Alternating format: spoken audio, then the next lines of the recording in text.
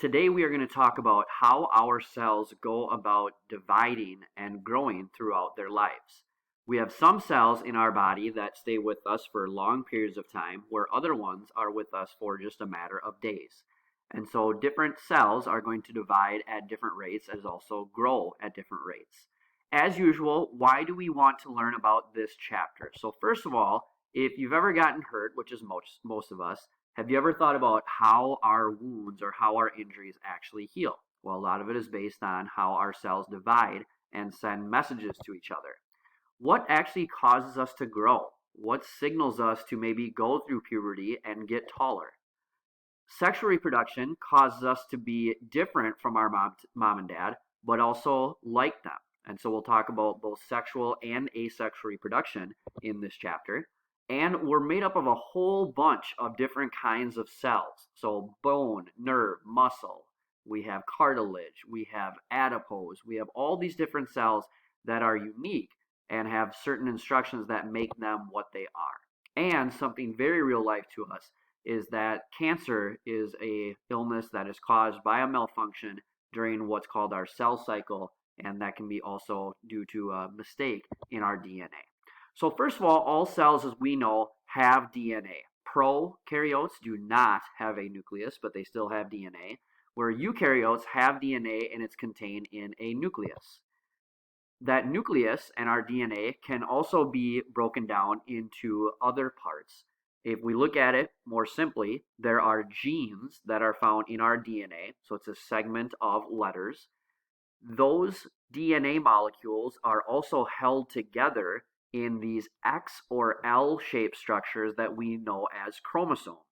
So in humans, we have 23 pairs, 23 times 2, so a total of 46. 23 we got from our mom, and 23 we got from our dad. Different creatures have different numbers of chromosomes. Just because you have more chromosomes does not mean that you're more complex. Just because you have few doesn't mean that you are dumb or anything like that. So they vary quite a bit. But chromosomes are those X-shaped structures that's a combination of DNA and proteins. And so a segment of a chromosome or a segment of DNA codes for our genes or our traits. And so this technology has really, really increased, and there's a lot of jobs that are opening up with this, where we can actually look at a fetus or we can look at a baby and be able to figure out what traits they might have, or maybe abnormalities that they might have. What you're looking at here is called a karyotype of a human. So here you're seeing all 23 times 2, so 46 chromosomes. Our 23rd chromosome down in the bottom right is what makes us a male or a female. So this is a male, XY. And then there's 1 through 22. Those are called our autosomal chromosomes. That's what makes up our traits, what we look like, how tall we are, how we act, how we mature, how we develop. And so our genes and our traits and our DNA, they are all very, very much related. So first of all, let's talk about the chromosome, these X's. So sometimes they're in the shape of a letter L, but during one of the steps of the cell cycle, they will actually go from an L to an X, where they actually copy each other. They're held together in the center by what's called a centromere, and then one half of the chromosome is called a chromatid. So when we talk about cell reproduction in our body, there's about 2 trillion cells that are made by the human every day, or 25 million per second.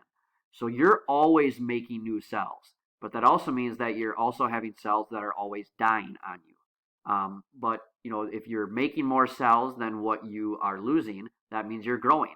If you are balanced, that means that you're not growing or you're at least staying steady. So the type of cell division depends on what kind of cells they are and what type of organism it is. So for example, if we bring this back, what are some cells that you think we divide a lot of? Hopefully skin is coming to your mind.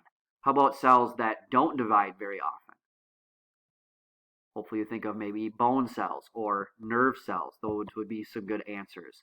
So in eukaryotes, we have certain segments on our DNA or on the chromosome that code for our genes.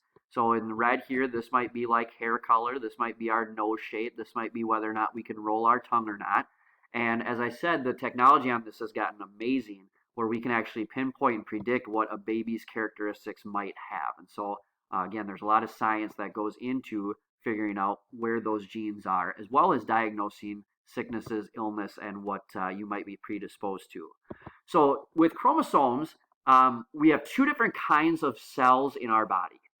We have what we call somatic cells, which literally are everything except our other type, which are called our gametes, also known as our sex cells. So our somatic cells are everywhere but the sperm or the egg. Our gametes are, for humans, sperm and egg. For plants, it's pollen. And they're made differently because they have different numbers of chromosomes, as we will talk about. So somatic cells, which are everyday body cells, they have the two copies of each chromosome. Again, half of them we got from our mom, half of them we got from our dad.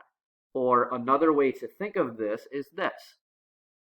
When the sperm of your dad, which had 23, combined with the egg of your mom, which also had 23, that created the first cell of a new individual, you, having 46.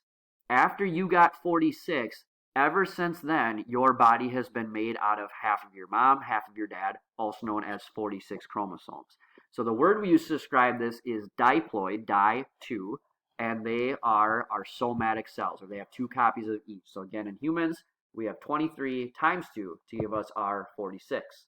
Other examples, mosquitoes, sorry about the misspell there, is 6 chromosomes, and then a dog, your friendly dog, has 78, depending on the species, and a fern has over 1,200. So again, don't think of creatures just because they have more chromosomes, they're more complex. That is not the case.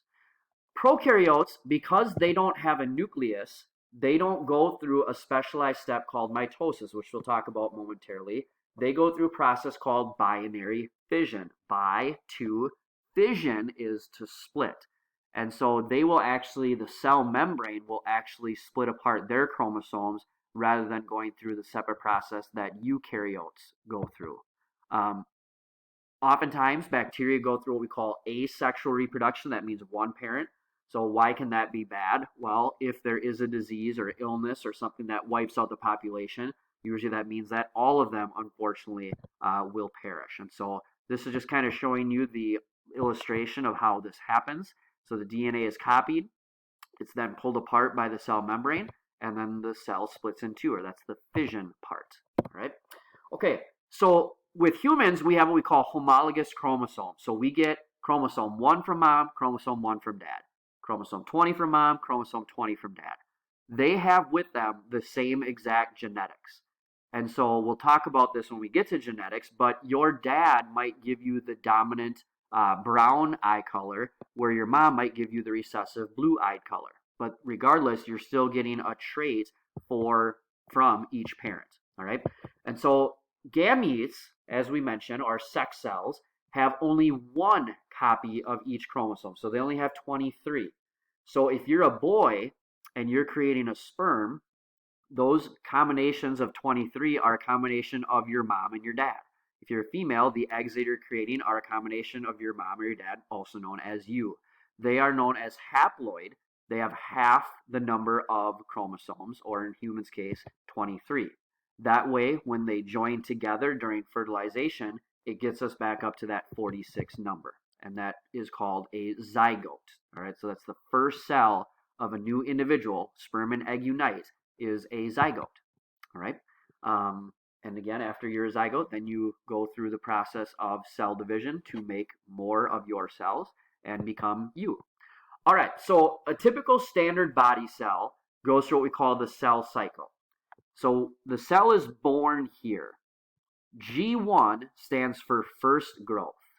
The cell is literally a baby, and it's going to get bigger. More cell parts, bigger cell parts, it gets bigger. S stands for synthesis, where the DNA is going to double. So instead of the chromosome looking like a letter L, like it does in G1, it's going to look like the letter X. So it's doubling. G2 stands for growth 2, or second growth, where the cell continues to get bigger and is going to prepare for division. And then with eukaryotes, we have a separate step called mitosis, specifically splitting of the nucleus. It's its own step. Cytokinesis is the splitting of the cell. So we split the nucleus first, and then we split the cell. All right, so let's break down these steps.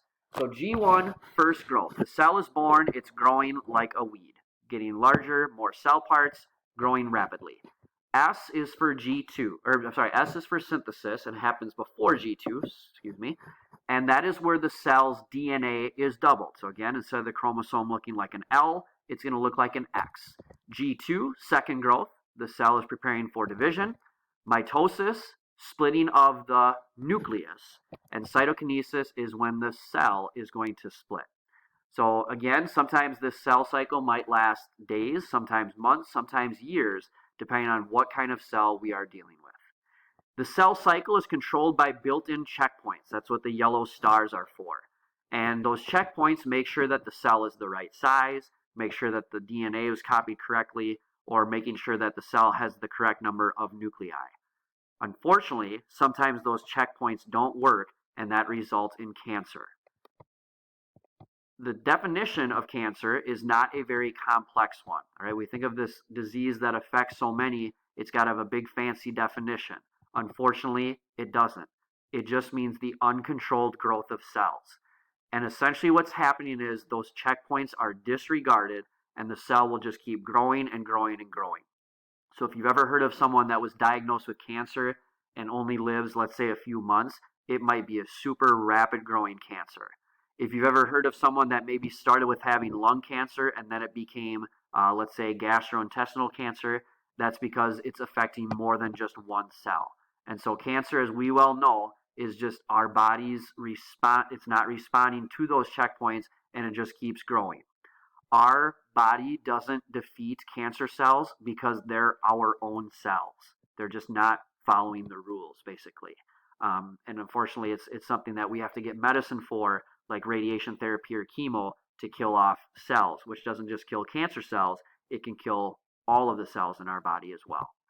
All right, so this is kind of the brainstorm. I kind of already answered this. How do viruses and bacteria cause us to get sick? Why doesn't our immune system kill off cancer cells? It's because they're our own. Viruses and bacteria, they're not our own cells. Our white blood cells will kill them for us. But because cancer cells are our own, we can't defeat it on our own. All right, so lastly, we get to the stages of mitosis, which again is specific to eukaryotic cells. It's the splitting of the nucleus. I have links here to help you out to watch this stuff in motion. Feel free to view those. All right, so prophase. Our cell starts off looking like spaghetti. That's interphase. That's 90% of the cell's life. It's kind of spaghetti looking. During prophase, the noodles somewhat condense together, and the nucleus on the outside, the nuclear envelope, starts to break apart. Then, metaphase, those chromosomes line up at the equator. There's little fishing poles called centrioles and fishing line called spindle fibers that are going to set the hook, and eventually they're going to reel them in what's called anaphase. The hint on metaphase is metaphase middle. Chromosomes line up in the middle of the cell. Anaphase, they kind of look like the letter A as they're being pulled apart. So that's when the fishing reel is reeling them in. And then telophase, there are two nuclei in each cell. So those are some ways to remember the different stages of mitosis, the splitting of the nucleus. And then cytokinesis, remember this is not mitosis, this is its own step, but as mitosis ends, cytokinesis begins, and that's where the cell is actually going to divide into two. So that is our cell cycle. There's a lot of links here that you can certainly copy and take a look at, but that concludes our discussion on the cell cycle, on cancer, and also the stages of mitosis. Thanks for tuning in.